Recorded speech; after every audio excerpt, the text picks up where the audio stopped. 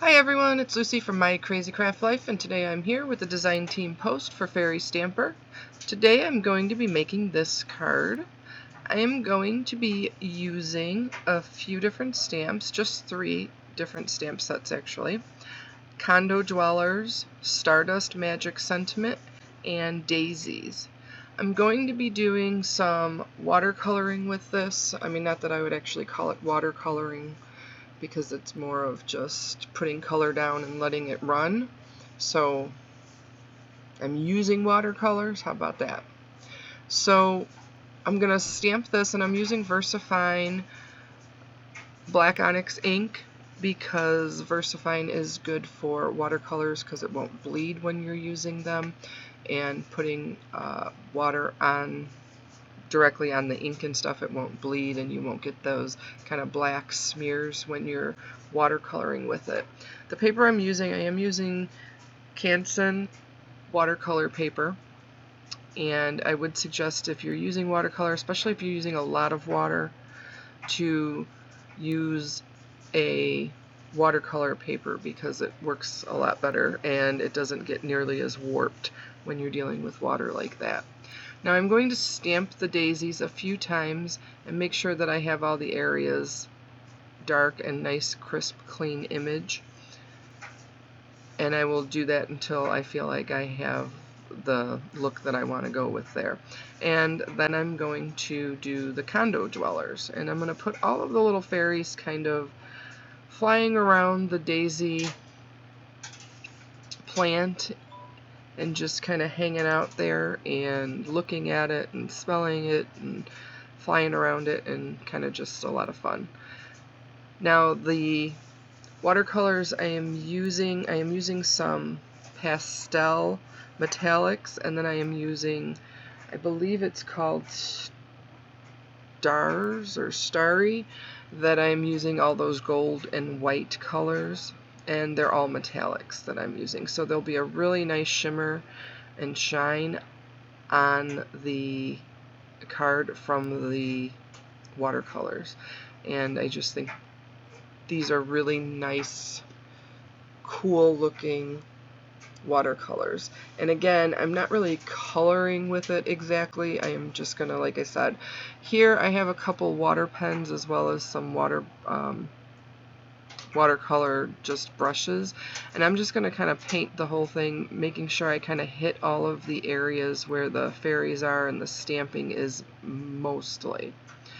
I'm gonna kind of start putting some water into some of my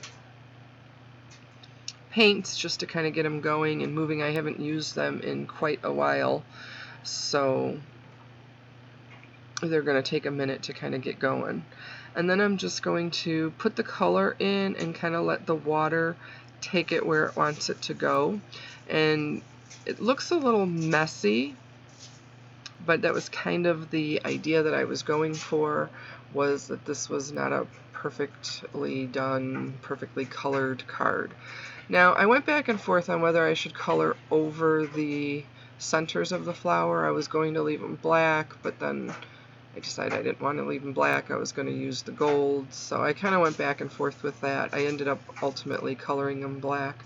But you see, a lot of the color is running, and I don't know, you know, everybody is different on how they craft, but I have a really hard time with things like that.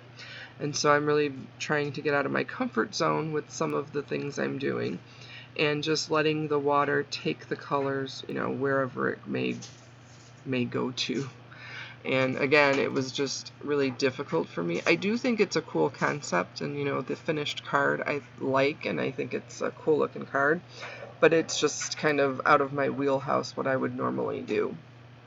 And like I said, I'm just going to be using different colors. I'm going to put some pinks and the blues on the fairies. I am going to use that reddish, orangey kind of color on the buds of the daisies. And then for the daisies themselves, I use some white, some yellow, green for the leaves, and then some of the golds and kind of the a light gold and a darker gold for the flowers as well. And like I said, I added the water. You want to make sure that you get your paper regardless of what you're doing. If you don't want it to run and bleed like this, then you don't want quite that much, but no matter what you're doing when you're watercoloring, you do want to make sure that your paper is nice and wet when you do that. So I will just jump in there and do those.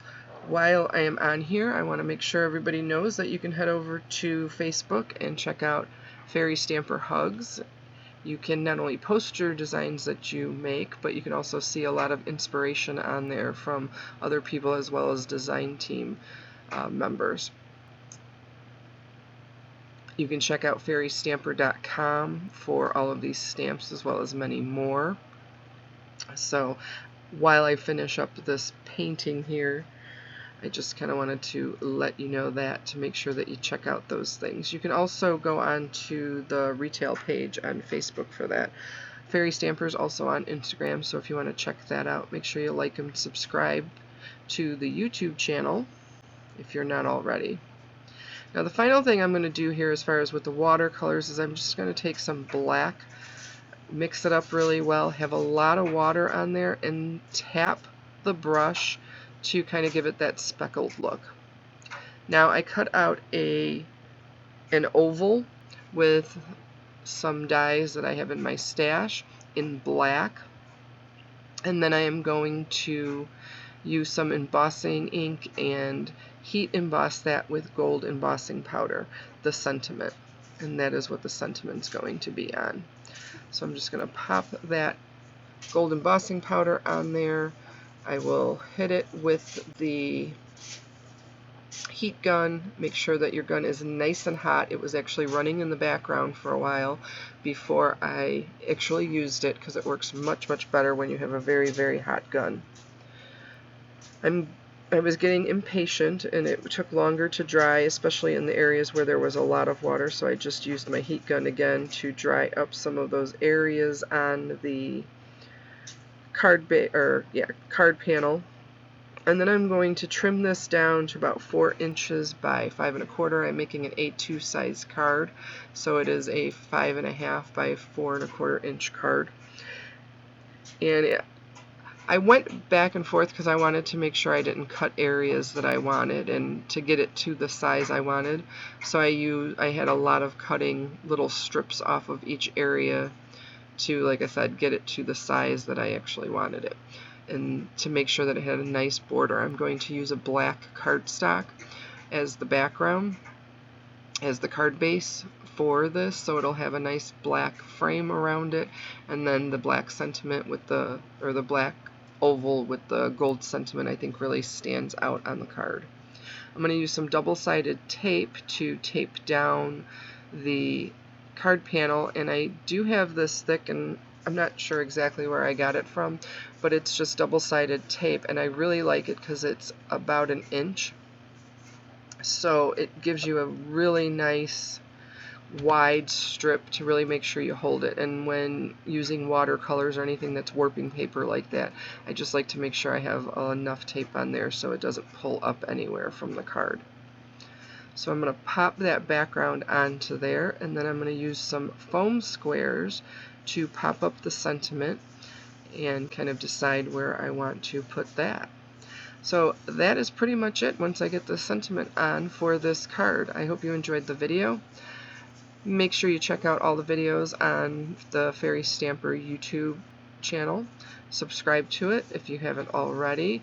Like I said, you can hit up fairystamper.com for all of the Fairy Stamper Hugs stamps and stamp sets. And that is about it. So thank you everyone for joining me. Again, I hope you enjoyed this video.